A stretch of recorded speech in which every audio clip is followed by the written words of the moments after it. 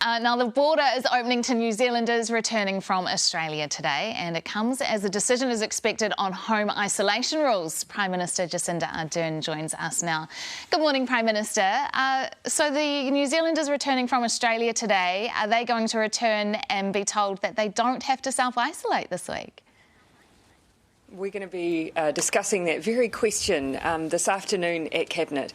We always said we wanted to make sure that when we made these decisions they were based on the best possible advice.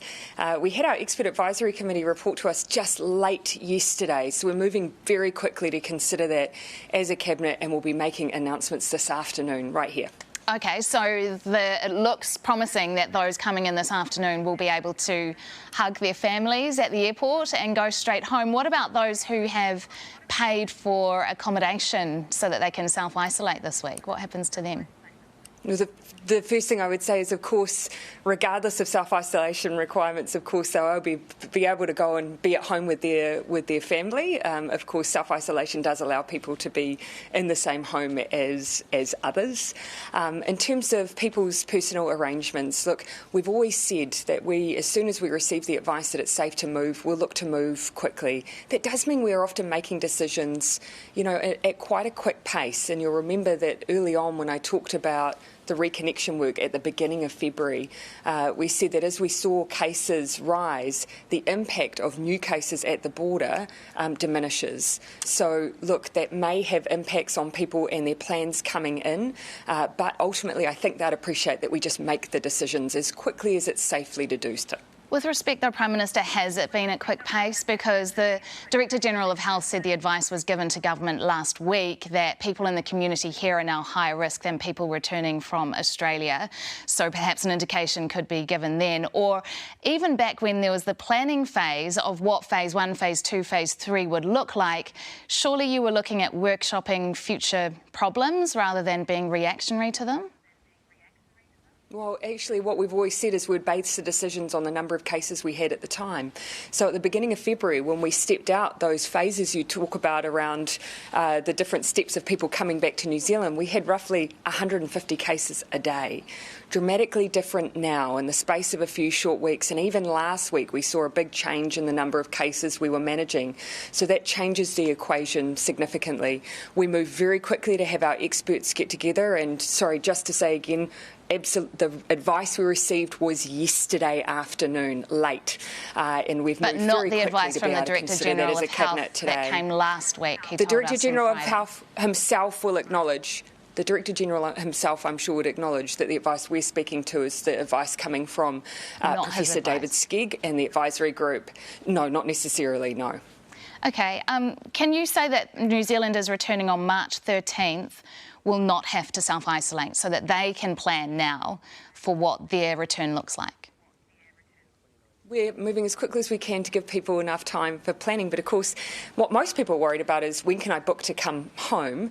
We've already laid out all of those details, and this is just a question of whether or not when they come in they need to stay at home for a period of time, or whether they can immediately go out and be with family and friends. So we'll be setting out. I don't want to get ahead of those Cabinet decisions. It is really important that we work through all of the implications, consider the advice that we've been given, but we will be doing that in very short order, and it's only a matter of hours away before I'll have the chance to then share those decisions. Is the advice you've been given that people in the community here are higher risk than people returning from overseas with a negative test?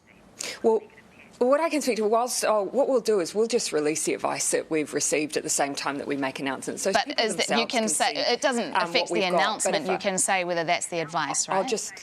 I'll just finish my answer there. So what we already said at the beginning of February was once you get cases at a certain point, it actually does become the case that extra cases at the border don't have as much impact because of what you've already got in the community. Okay. So we've asked for this advice because we obviously are at that place now for consideration. The thing we want to think about, though, in the future is just the scale of extra cases you're bringing in. Because, of course, we've got to think about when we open up to everybody. At the moment, we're expecting this week 6,000 people to come. But when you start opening up to tourists again, it's tens of thousands. And so we do need to just think about all of that as we sequence our opening across the course of the next few months. So what advice do you have, or what are the numbers that show you that opening the border to tourists at the moment is a greater risk, health-wise, than the risk to the economy by not bringing them in? What is the health benefit to closing it to tourists at the moment, given if they come in with negative tests, they're not much different to New Zealand returnees?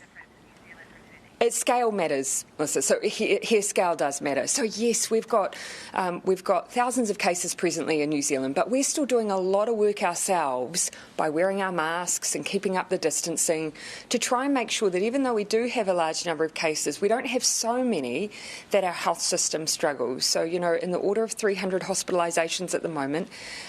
In the future, if you had just an open border with everybody coming in, and keeping in mind other countries have been careful about their border reopenings when they're in the middle of a peak. If you just opened your doors to everyone at once with no restrictions at all, you would have an impact on the number of cases you have. So what we're talking about is how can we do it safely while we're at this point, prioritising New Zealanders, looking at whether or not self-isolation is required, and then continue to look at that phased reopening, but in a way that doesn't just make it us unable to cope within our system. If I can move to Ukraine, and I think we can all agree the stories we're seeing are just absolutely heartbreaking of families being torn apart. Have you spoken to any world leaders about the situation over the weekend?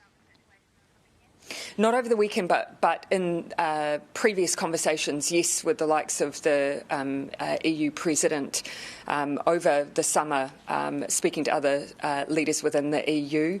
Of course, we at officials level continue those conversations as well, and our Foreign Minister has spoken to their counterpart in Ukraine and is in Europe presently.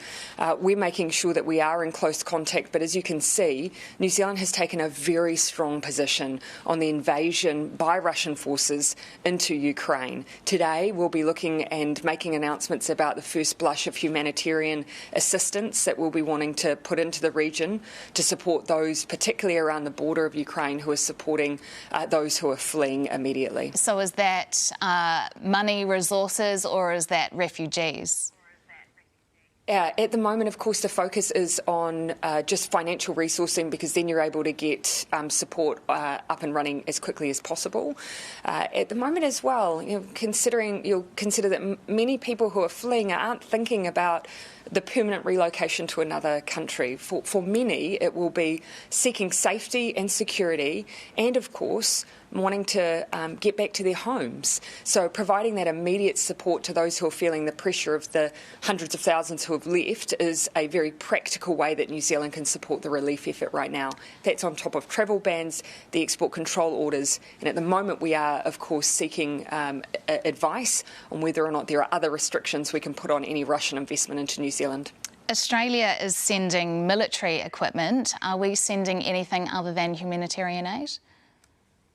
No, not at this stage. Keep in mind, of course, the scale of other nations who are tending to send military equipment often have military forces. It means they'll have more of that capacity in reserve than New Zealand necessarily would. And so we are looking to support in other ways. Not at this stage, though, so you wouldn't close that as an option?